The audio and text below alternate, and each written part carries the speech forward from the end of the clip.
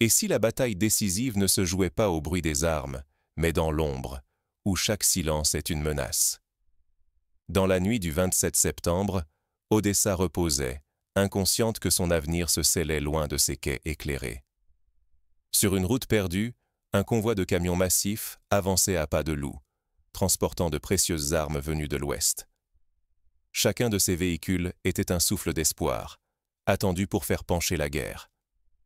Mais à chaque virage, la Russie guettait, patiente, invisible.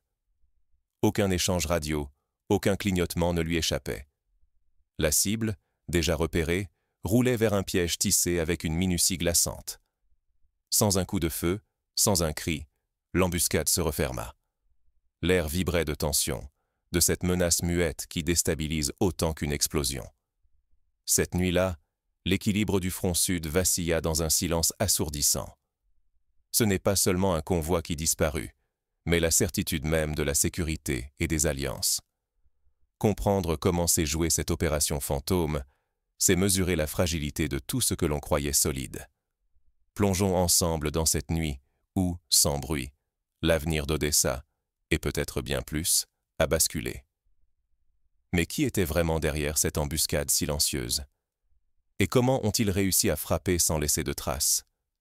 Chaque minute comptait. Dans le silence oppressant d'une nuit de septembre, une colonne de poids lourds serpentait lentement sur les routes secondaires, non loin d'Odessa. À bord, une cargaison cruciale. Des armes occidentales, soigneusement choisies pour donner à l'armée ukrainienne un avantage décisif. À Washington, à Paris, à Berlin, les Alliés retenèrent leur souffle. Ce convoi ne représentait pas seulement un soutien logistique. Il incarnait la solidarité occidentale, la confiance fragile entre partenaires face à Moscou. L'enjeu dépassait le champ de bataille. L'image de l'Occident était en jeu. Mais la Russie veillait dans l'ombre. Les services russes surveillaient chaque mouvement grâce à des satellites, des drones invisibles et des écoutes sophistiquées. Les analystes traçaient l'itinéraire du convoi, scrutaient chaque arrêt, anticipaient la moindre déviation. Rien n'échappait à leur vigilance. Les chauffeurs ukrainiens, épuisés mais déterminés, ignoraient le piège. Radio muette, portable coupé, ils misaient sur la discrétion. Pourtant, les drones russes voyaient tout, jusqu'à la fatigue qui creusait leurs traits. Le plan russe était simple et implacable. Neutraliser la colonne sans un seul tir, priver Odessa d'armes et d'espoir. Il fallait frapper l'esprit, pas la chair, prouver que nulle cargaison n'était hors d'atteinte, semer le doute dans les rangs adverses. Pour l'Ukraine, le pari était immense. Un échec menacerait l'équilibre logistique et la crédibilité des Alliés. Sur cette route obscure, c'était la réputation de tout l'Occident qui vacillait. Mais comment la Russie a-t-elle neutralisé la menace sans confrontation directe?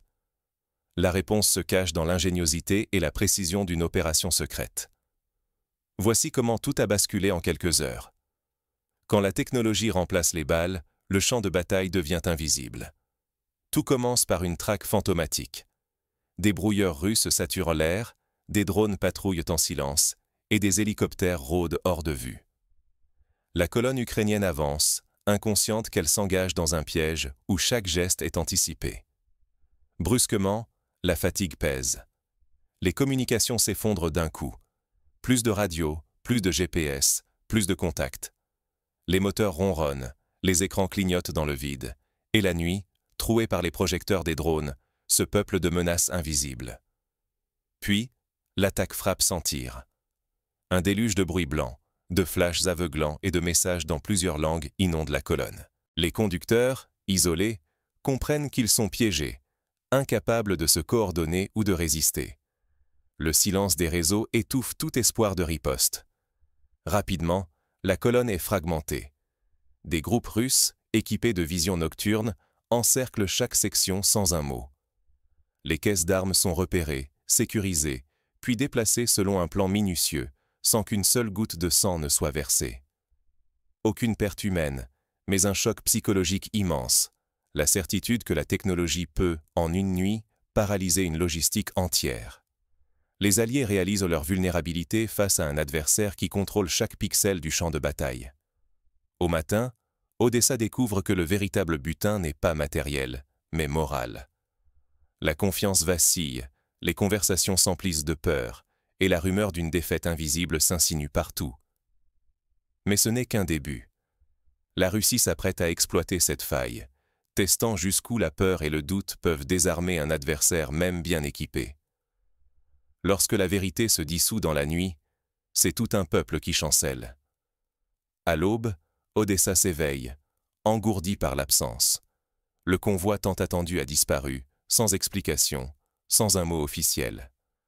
Dans les marchés, les casernes, le port, chacun attend une annonce qui ne viendra pas. Les heures s'étirent, et l'incertitude grignote les esprits. Les rumeurs s'enflamment. Sabotage, trahison, accords secrets avec l'ennemi. La peur enfle, la méfiance s'infiltre partout. La chaîne logistique, vantée 1000 fois, se fissure en quelques heures à peine. À l'ouest, les Alliés hésitent. Faut-il avouer l'échec et risquer la panique, ou se taire et perdre encore en crédibilité? Derrière les portes verrouillées, diplomates et officiers se disputent, minimiser l'incident, lancer une enquête, préparer une riposte médiatique. Il est peut-être déjà trop tard. Le doute s'est glissé jusque dans le cœur des soldats et le regard inquiet des familles. Pendant ce temps, la Russie orchestre son triomphe. À la télévision, on montre des camions abandonnés, des caisses d'armes sous surveillance, des soldats éreintés sous des projecteurs impitoyables. Sur les réseaux, des vidéos anonymes propagent la version d'une victoire propre et sans résistance. Le message s'impose.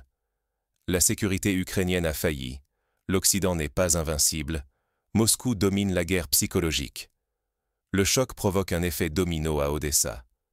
Les chefs militaires admettent leur impuissance. Les civils, anxieux, redoutent la prochaine attaque. L'angoisse plane sur chaque checkpoint, chaque quartier. Dans les foyers, on craint l'absence prolongée d'un fils, d'un frère, d'un père. La colère gronde, mêlée à la lassitude. La promesse de sécurité collective vacille soudain.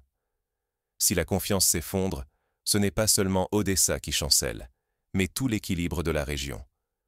Car la victoire de l'ennemi se mesure moins à la prise d'un pont qu'à la capacité d'installer la peur et d'éroder la volonté de résister. Mais au cœur de la ville, certains refusent de céder à la peur.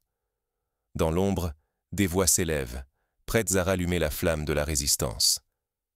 Ce n'est plus l'arme qui décide de la guerre, mais celui qui sait quand frapper, et surtout quand disparaître. L'opération d'Odessa l'a prouvé. La victoire ne se joue plus seulement à la puissance de feu, mais à la maîtrise totale de l'information.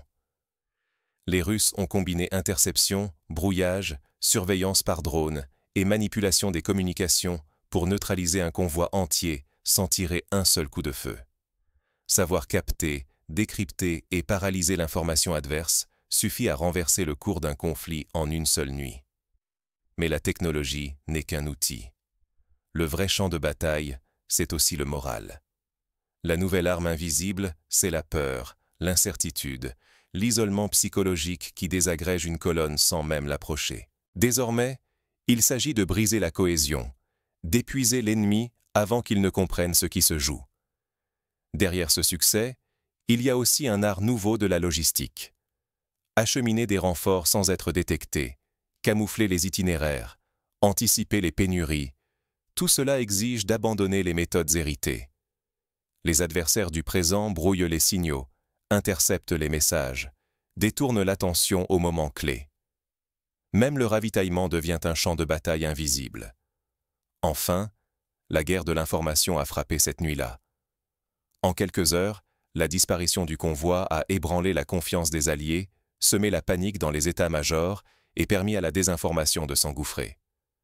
La rumeur a couru plus vite que les faits, troublant les décideurs les plus aguerris. Parfois, gagner la bataille du récit public vaut plus qu'un succès tactique. Ignorer ces leçons, c'est s'exposer à des défaites plus amères encore. La prochaine surprise pourrait ne laisser aucune chance de riposte. Mais derrière l'opération, des questions demeurent. Qui a vraiment orchestré la manœuvre et quels nouveaux risques pèsent désormais sur la région? Pour comprendre l'ampleur de la menace, il faut revenir sur les détails de cette nuit-là. L'avenir d'Odessa et celui de toute région exposée se décide autant dans l'ombre que sous les projecteurs. Cette opération vient de prouver que la bataille ne se joue pas seulement avec des armes ou des chars. Elle se déroule aussi dans le silence des ondes brouillées, dans les nuits sans bruit, là où la peur et le doute peuvent paralyser plus sûrement qu'un tir. Personne, ni à Odessa ni ailleurs, n'a vu venir ce coup. Une colonne entière, partie renforcer la résistance, s'est volatilisée sans combat. En quelques heures, la confiance dans les alliances et la sécurité des routes s'est évanouie. À chaque convoi disparu, l'ombre du doute s'étend davantage sur la ville. Si rien ne change, la prochaine colonne disparue pourrait entraîner la chute non seulement d'un espoir, mais d'une ville entière, voire d'un pays tout entier. Ce sont nos certitudes collectives, notre sentiment de protection, qui risquent de s'effondrer du jour au lendemain. C'est pourquoi vigilance et lucidité deviennent vitales. Il ne suffit plus de compter sur la technologie ou les promesses. La véritable guerre se cache parfois dans ce qui échappe à nos regards, dans les mécanismes invisibles qui tissent ou défont la sécurité d'une nation. Comprendre cette guerre de l'ombre, c'est le premier pas pour résister. Car l'histoire ne prévient jamais avant de frapper. Souvent, ceux qui n'ont pas compris à temps sont déjà dépassés.